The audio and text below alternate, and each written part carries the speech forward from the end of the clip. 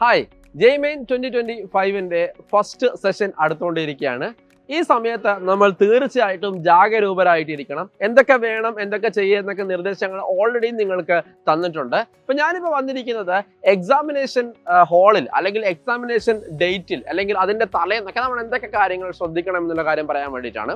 അപ്പോൾ ഒന്നാമത്തെ കാര്യം നമ്മൾ ചെയ്യേണ്ടത്, നമ്മുടെ എക്സാം എവിടെയാണ്, ഏത് സെന്ററിലാണ്, ഏത് ഡേറ്റ് ആണ്, ഏത് ഷിഫ്റ്റ് ആണ് എന്നുള്ളത് നമ്മൾ പക്ക നോക്കിയിട്ട് ക്ലിയർ ആക്കി വെക്കണം എന്നുള്ളത് ഒന്നാമത്തെ കാര്യം.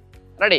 ഇനി അടുത്തത്, ആ സ്ഥലം ഏത് എക്സാമിനേഷൻ സെന്റർ എന്നുള്ളത് നമ്മൾ ആദ്യമേ ഒന്ന് മനസ്സിലാക്കി വെക്കണം. അതായത് എത്ര ദൂരമുണ്ട് നമ്മുടെ വീട്ടിൽ നിന്നും. അത് നമുക്ക് ഗൂഗിൾ മാപ്പ് വഴിയോ അല്ലെങ്കിൽ ആ ഭാഗത്തുള്ള നമുക്ക് അറിയുന്ന പരിചയക്കാരെയൊക്കെ വിളിച്ചിട്ട് വേണമെങ്കിൽ എന്താക്കാം, അന്വേഷിക്കാം. പലപ്പോഴും ഗൂഗിൾ മാപ്പ് നമ്മളെ പറ്റിക്കാറുണ്ട്, അതുകൊണ്ടാണ് അങ്ങനെ പറഞ്ഞത്. റെഡി? അപ്പോൾ അങ്ങനെ നമുക്ക് ആദ്യമേ നമുക്കത് റെഡിയാക്കി വെക്കണം. ഓക്കെ. അപ്പോൾ ഇനി ഈ എക്സാമിനേഷൻ നടക്കുന്നത് നമ്മുടെ വീടിന്റെ അടുത്താണ്, അഥവാ നമുക്ക് പിന്നെ ചെറിയ ദൂരെ ഉള്ളുവെങ്കിൽ, ചെറിയൊരു ദൂരം മാത്രമേ ഉള്ളൂവെങ്കിൽ നമ്മൾ അതിന് തലേന്നോ അല്ലെങ്കിൽ 2 ദിവസം മുമ്പോ അതേ വഴിയിലൂടെ ഒന്ന് യാത്ര ചെയ്തിട്ട് ഏകദേശം പറഞ്ഞ പോലെ തന്നെ സ്ഥലവും കാര്യങ്ങളൊക്കെ ഒന്ന് മനസ്സിലാക്കി വെക്കുന്നത് നല്ലതായിരിക്കും. ഓക്കെ. ചിലപ്പം ഫോർ എക്സാമ്പിൾ ഞാനിപ്പോൾ എൻ്റെ വീട് കണ്ണൂരാണ്, അല്ല എൻ്റെ വീട് തളിപ്പറമ്പാണ്, എൻ്റെ സെന്റർ കണ്ണൂരാണ് കിട്ടിയെന്ന് വിചാരിക്കാം.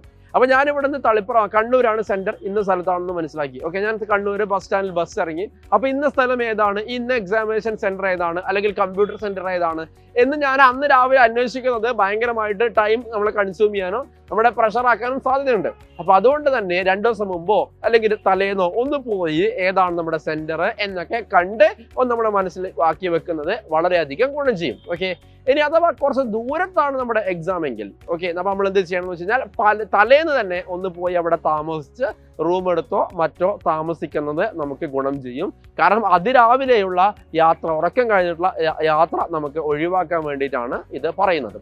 ശ്രദ്ധിക്കുക, നമുക്ക് ഫസ്റ്റ് ഷിഫ്റ്റ് ആണെങ്കിൽ, അല്ലെ 2 ഷിഫ്റ്റുകളായിട്ടാണ് നമുക്ക് എക്സാം നടക്കുക, അല്ലെ ഫസ്റ്റ് മോർണിംഗ് ഷിഫ്റ്റും അതേപോലെ തന്നെ ഈവനിങ് ഷിഫ്റ്റും. ഫസ്റ്റ് ഷിഫ്റ്റ് ആണെങ്കിൽ നമുക്ക് 7:30 അവിടെ റിപ്പോർട്ട് ചെയ്യേണ്ട സമയം. 7:30 to 8:30 ആണ് നമ്മൾ എൻറ്ററിങ് ചെയ്യുന്ന ടൈം. അല്ലെ ഉച്ചക്കാണെങ്കിൽ 2 മണിക്കാണ്. അപ്പൊ അതിന്റെ ഒരു അരമണിക്കൂർ മുമ്പെങ്കിലും നമ്മൾ എത്തുന്നതായിരിക്കും നമുക്ക് ഏറ്റവും നല്ലത് എന്നുള്ള കാര്യം നമ്മൾ മനസ്സിലാക്കുക.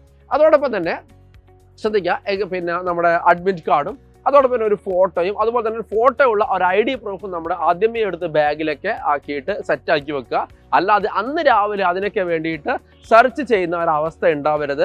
അത് പല കുട്ടികളും അവിടെ എത്തിയിട്ടായിരിക്കും ഐഡന്റിറ്റി കാർഡ് എടുത്തിട്ടുണ്ടാവില്ല, അല്ലെങ്കിൽ ഫോട്ടോ എടുത്തിട്ടില്ല, എന്നിട്ട് വീട്ടുകാർ ആംബുലൻസ് പോലെ വരുന്ന ഒരു അവസ്ഥയൊക്കെ ഉണ്ടായിട്ടുണ്ട് മുമ്പിൽ. ഓക്കെ. അപ്പൊ അതുകൊണ്ടാണ് പറയുന്നത് ആ കാര്യം നിങ്ങൾ എന്ത് ചെയ്യുക, ഉറപ്പ് വരുത്തുക എന്നുള്ളതാണ്. പിന്നെ നമുക്ക് പ്രത്യേകിച്ച് പറയാനുള്ളതാണ് ഫുഡിന്റെ കാര്യം. നമ്മളിപ്പം ഫസ്റ്റ് മോർണിംഗ് ഷിഫ്റ്റിലെ കുട്ടിയാണെങ്കിൽ 7:30 കയറി കഴിഞ്ഞാൽ 12 മണിയാകുമ്പോൾ കുട്ടി ഫ്രീ ആവാൻ വേണ്ടിയിട്ട്. അപ്പൊ എക്സാമിനേഷന് ടെൻഷനാണ്, ഫുഡ് കഴിക്കാൻ തോന്നുന്നില്ല എന്നൊന്ന് വിചാരിച്ച് ഫുഡ് കഴിക്കാതിരിക്കരുത്. ആവശ്യത്തിനുള്ള ഫുഡ് നമ്മൾ എന്താക്കിയിരിക്കണം, കഴിച്ചിരിക്കണം. കാരണം നമുക്ക് 12 മണി വരെ പിടിച്ചു നിൽക്കേണ്ടതാണ്. ഇനി അഥവാ നമ്മൾ ഫുഡ് കഴിച്ചിട്ടില്ലെങ്കിൽ നമ്മുടെ ബ്രെയിൻ വർക്ക് ചെയ്യുന്നതിന് പകരം നമ്മുടെ ഈ ബ്ലഡും കാര്യങ്ങളൊക്കെ വയറിലേക്ക് പോയിട്ട് ബ്രെയിൻ വർക്ക് ചെയ്യാനുള്ള ഇതെന്താവും, കുറയും. അപ്പൊ അതുകൊണ്ട് ആവശ്യം ഫുഡ് കഴിക്കാം. അപ്പൊ ചില കുട്ടികൾക്ക് അതിരാവിലെ ഫുഡ് കഴിക്കാനൊക്കെ ബുദ്ധിമുട്ടുണ്ടാവും. അപ്പൊ അതിൽ അത്യാവശ്യം എന്ത് ചെയ്യുക, ഡ്രൈ ഫ്രൂട്ട്സ്, ഡേറ്റ്സ്, നട്ട്സ് പോലെയുള്ള ഡ്രൈ ഫ്രൂട്ട്സ് ഒക്കെ നമ്മൾ കഴിക്കുന്നത് നല്ല രീതിയിൽ നമുക്ക് ഗുണം ചെയ്യുന്നതായിരിക്കും. പിന്നെ എക്സാമിനേഷൻ സെന്ററിൽ എത്തിക്കഴിഞ്ഞാൽ ദയവ് ചെയ്ത് ഒരു കുട്ടിയോടും തൽക്കാലം നമ്മൾ സംസാരിക്കാതിരിക്കുക. എക്സാം കഴിയുന്നത് വരെ സംസാരിക്കാതിരിക്കുക. കാരണം നമ്മൾ എന്തെങ്കിലുമൊക്കെ സംസാരിച്ച് ചിലപ്പോൾ അവരുടെ സംസാരം നമ്മുടെ പ്രഷർ കൂട്ടാൻ സാധ്യതയുണ്ടാകും. ചിലപ്പോൾ അവർ പെട്ടെന്ന് ചോദിക്കാം, നമ്മൾ ഇതുവരെ കേൾവിയില്ലാത്തവരല്ലോ, ഈ അത് പഠിച്ചിട്ടുണ്ടോ എന്ന് ചോദിച്ചു കഴിഞ്ഞാൽ ചിലപ്പോൾ നമ്മളത് പഠിക്കാത്തതാണെങ്കിൽ നമ്മൾ അവിടെ എന്ന് പറഞ്ഞിട്ട് വീഴാൻ സാധ്യതയുണ്ട്. അപ്പോൾ അതുകൊണ്ട് തന്നെ അതിനെക്കുറിച്ച് ശ്രദ്ധിക്കുക. അതോടൊപ്പം തന്നെ എക്സാമിനേഷൻ നടക്കുന്ന സമയത്ത് മറ്റു കുട്ടി എന്ത് ചെയ്യുന്നു എന്ന് നോക്കരുത്. അവൻ എത്ര മാർക്ക് ചെയ്തു, അവൻ എത്ര എഴുതി, അവൻ കുറെ ചെയ്യുന്നുണ്ടോ എന്നുള്ള കാര്യങ്ങളൊക്കെ നിങ്ങൾ എന്ത് ചെയ്യുക, നോക്കരുത്. നമ്മൾ സ്വന്തം കാര്യം മാത്രം അവിടെ നോക്കുക. ഓക്കെ. അതോടൊപ്പം തന്നെ ഞാൻ നേരത്തെ പറഞ്ഞു, അഡ്മിറ്റ് കാർഡ്, ഫോട്ടോ, അല്ലെ ID പ്രൂഫ്, അതിന്റെ കൂടെ തന്നെ ഒരു ട്രാൻസ്പെറന്റ് മനസ്സിലായിട്ടുണ്ടാവല്ലോ, ആ ട്രാൻസ്പെറന്റ് ആയിട്ടുള്ള ഒരു പെണ്ണ് നിങ്ങൾ കരുതണം. പിന്നെ പ്രധാനപ്പെട്ട ഒരു കാര്യം എന്ന് പറഞ്ഞു കഴിഞ്ഞാൽ, നമ്മൾ അന്ന് യൂസ് ചെയ്യേണ്ട ഡ്രസ്സിന്റെ കോഡും കാര്യങ്ങളൊക്കെ നമ്മൾ ഓൾറെഡി പറഞ്ഞിട്ടുണ്ട്. നമ്മൾ അന്ന് പരമാവധി പുതിയ ഡ്രസ്സോ പുതിയ ചപ്പലോ ഒന്നും ഉപയോഗിക്കാതിരിക്കുന്നതാണ് ഏറ്റവും നല്ലത്. കാരണം ചിലപ്പോൾ നമ്മൾ പുതിയൊരു സാധനം, നമ്മൾ ഇതുവരെ യൂസ് ചെയ്യാത്തൊരു സാധനം നമ്മൾ യൂസ് ചെയ്യുന്ന സമയത്ത് നമുക്ക് ചില ഡിസ്കംഫർട്ടുകൾ ഉണ്ടാവും. ചെറിയൊരു തരത്തിലുള്ള ഡിസ്കംഫർട്ടുള്ള സാധനം പോലും നമ്മൾ ഉപയോഗിക്കാതിരിക്കുന്നതാണ് നമുക്ക് നല്ലത്, പുതിയ ഡ്രസ്സ് ആകുമ്പോഴോ അല്ലെങ്കിൽ എവറിത്തിങ്. ഓക്കെ. അപ്പൊ ആ ഒരു കാര്യം കൂടി നമ്മൾ എന്ത് ചെയ്യണം, ശ്രദ്ധിക്കണം. പിന്നെ നിങ്ങൾക്ക് എന്തെങ്കിലും കാര്യത്തിൽ സംശയമുണ്ടെങ്കിൽ അത് സംശയമില്ലാത്തതിലേക്ക് നമ്മൾ എന്ത് ചെയ്യുക, മാറ്റുക. ഇന്നത് ചെയ്യാവോ എന്നുള്ള കാര്യത്തിൽ നമുക്ക് സംശയമുണ്ടെങ്കിൽ, ഫോർ എക്സാമ്പിൾ നമ്മൾ ഇപ്പൊ ഷൂ ഇട്ടിട്ട് കയറാൻ വേണ്ടി പറ്റുമോ എന്നൊരു സംശയം ഉണ്ടെന്ന് വിചാരിക്കുക. അപ്പൊ തൽക്കാലം നമ്മൾ എന്താക്കുക, അങ്ങനെ ഒരു സംശയത്തെ നമ്മൾ എന്താക്കുക, ഒഴിവാക്കുക. അഥവാ ഷൂ ഇടാതെ കയറുക, നമ്മൾ ചെരുപ്പിട്ട് കയറുക എന്നുള്ളതാണ് ഏറ്റവും നല്ല പോസിബിലിറ്റി.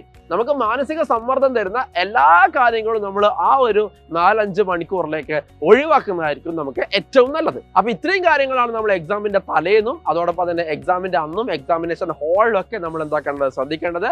അതിലൊരു കാര്യം കൂടി പ്രത്യേകം എടുത്ത് പറയാം, തലേന്ന് രാത്രി നമ്മൾ കുറച്ച് നന്നായിട്ട് എന്ത് ചെയ്യണം, ഉറങ്ങണം. കാരണം പിറ്റേന്ന് അവിടെ പോയിട്ട് എക്സാമിനേഷൻ ഹാളിൽ പോയിട്ട് ഉറക്കക്ഷീണം നമുക്ക് ബാധിക്കരുത്. ഫുള്ളി നമ്മൾ എന്തായിരിക്കണം, ഫിറ്റ് ആയിരിക്കണം. അതുപോലെ തന്നെ വയറിന് പണി തരുന്ന ഒരു ഫുഡും നമ്മൾ ആ ഒരാഴ്ചയെ ഇനി മുതൽ അങ്ങോട്ടേക്ക് നമ്മൾ എന്താക്കരുത്, കഴിക്കരുത്. So all the best. നമുക്ക് അടിച്ചു പൊളിച്ച് എക്സാം എഴുതിയതിനു ശേഷം വീണ്ടും കാണാം.